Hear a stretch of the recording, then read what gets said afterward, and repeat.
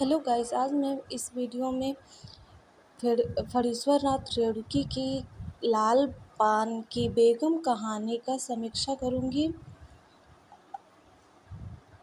पात्र परिचय बताऊंगी, सारांश बताऊंगी। तो आइए देखते हैं वीडियो। लाल पान की बेगम कहानी नारी सशक्तिकरण को केंद्र में रखकर लिखी गई है। कहानी के माध्यम से रेणुकी जी नारी स्वाभिमान और आत्मसम्मान को जगह जाहिर किया है। गांव में महिलाओं के मध्य होने वाले मखौल का जीवंत को उभारा है। पति पत्नी के रिश्ते के मध्य खट्टी मीठी नोक झोंक, रूठना और पल में मान जाना, ग्रामीण जीवन में मेलों और नाचों का महत्व दिखाया गया है, जिसे लेकर बड़े से बच्चों तक उत्साह होता है।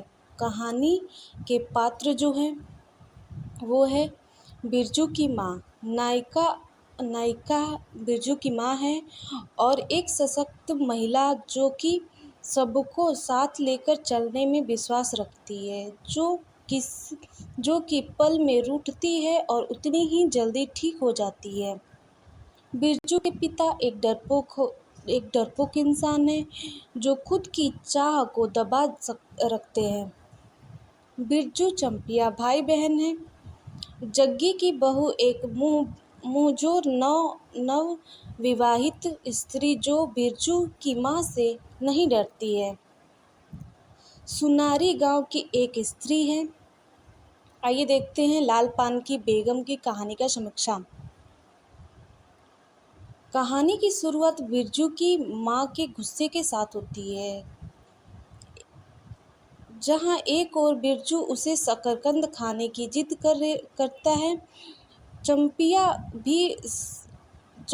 भी सामान लेने गई है, अभी तक लौट कर नहीं आई थी। और बेचारा बकरा कुकुर मच्छी के कारण परेशान था। इन सब के कारण बिरजू की माँ गुस्से में थी। मखनी फुआ उसी वक्त नाच देखने जाने की बात छेड़ देती है। गुस्से में बिरजू की माँ कहती है, बिरजू की माँ आगे नाथ और पीछे पहिया हो तब न फुआ। इस बात से फुआ को बुरा लगा और वह चली गई।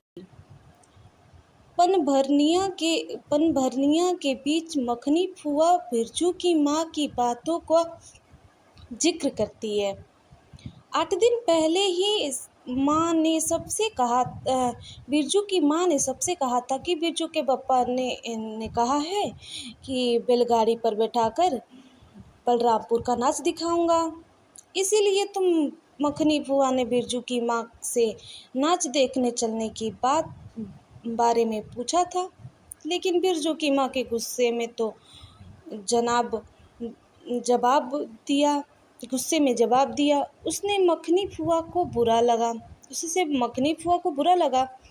चंपिया के घर अभी तक न लौटने के कारण बेहद गुस्से में तिमतिमाती हुई चंपिया पर क्रोधित हो रही थी। यह सब सुनकर पास से गुजर रही जग्गी की वह बहू ने कहा, चल दीदिया चल, इस मोहल्ले में लाल पान की बेगम बसती है ना, नहीं जानती? दोपहर दिन और चौपहर रात बिजली की तरह भक भक जलती है। बिरजू की बापू को कोरिटोले में किसी ने गाड़ी नहीं दी। वह माल दहिया टोले में मियाँ जान की गाड़ी लेने जा रहा है। यह संदेश चंपिया के द्वारा भिजवाया।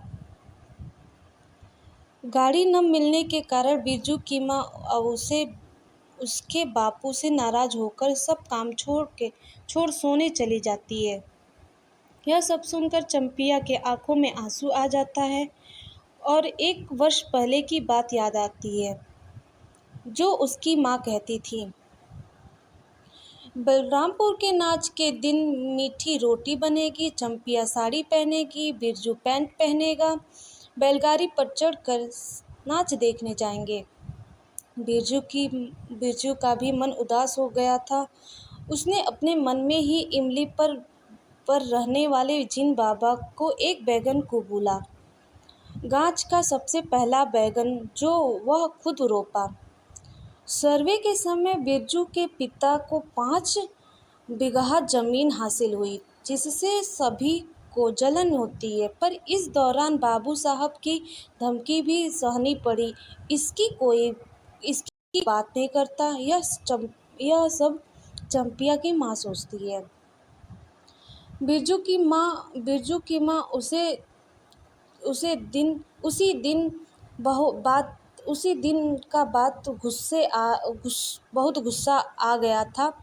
बिरजू के पिता ने जिस दिन बैलगाड़ी से नाच देखने का वादा किया था, गांव की औरतों के मजाक का पात्र अब बनना पड़ेगा, ऐसा बिरजू की माँ सोचने लगती है। तभी बिरजू के पिता बैलगाड़ी लेकर आ जाते हैं। बिरजू की माँ की नाराज़गी दूर हो जाती है। बिरजू और चंपिया भी बहुत खुश हो जाते हैं।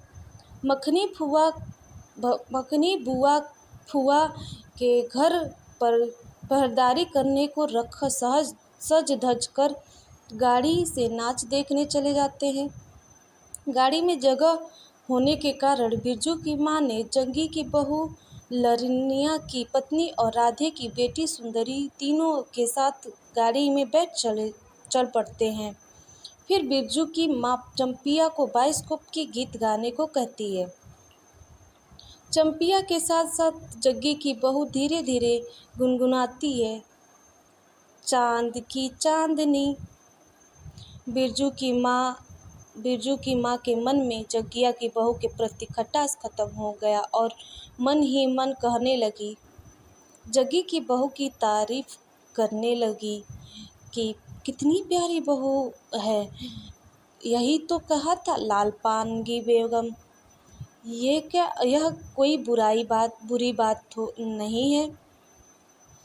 वह खुद ही सोचने लगी कि लाल पान की बेगम अपने पहनावे लाल साड़ी की तरफ एक नज़र डालती है, अपने चेहरे की तरफ भी डालती है। बिरजू की माँ के मन में अब कोई लालसा नहीं बची और वह सोने लगी। पूरी कहानी यही ख़त्म हो जाती है।